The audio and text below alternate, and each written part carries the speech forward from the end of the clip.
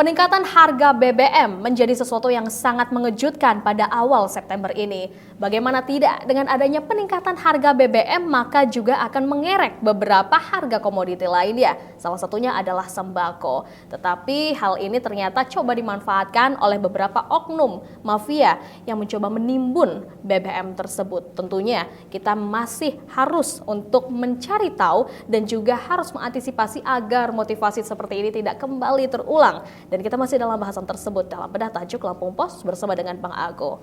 Oke Bang, tadi sudah diceritakan seperti apa kronologi dari penimbunan ini sendiri. Ternyata sudah sangat niat sekali ya untuk disiapkan juga seperti apa peralatannya, kemudian seperti apa modusnya.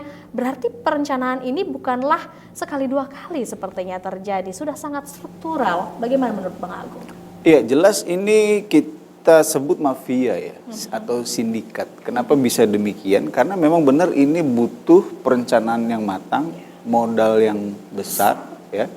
Kemudian mereka juga harus punya penampung ya, pembeli ya.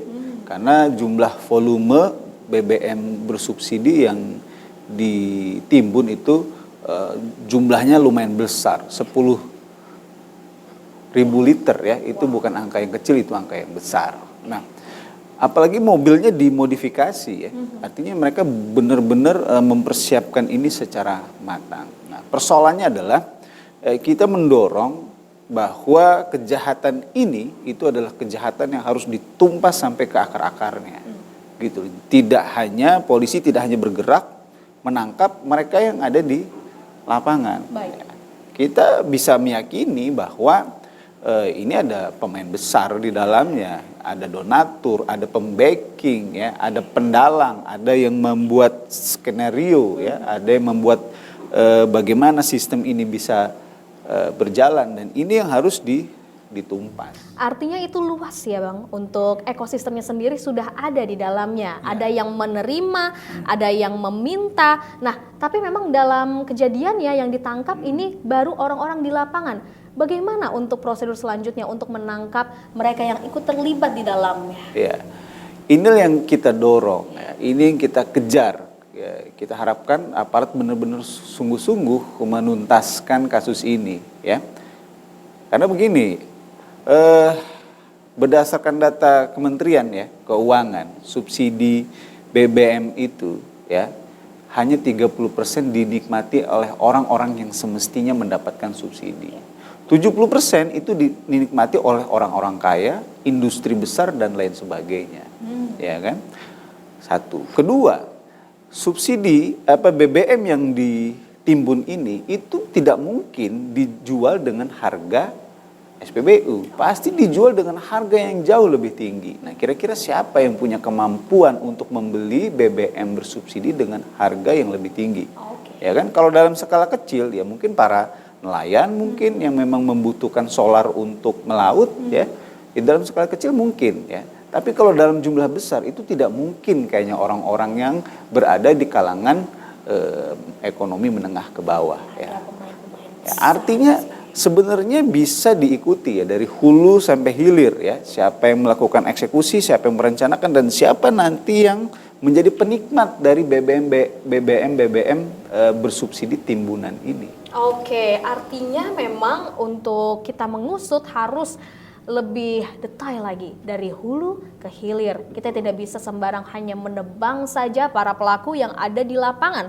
Lantas seperti apa perlakuan dari aparat sendiri tentunya terhadap para eksekutor ini? Ya, kalau berdasarkan statement sementara dari Dirkrimum Polda Lampung, ya mereka belum bisa banyak mengekspos data lebih lanjut ya.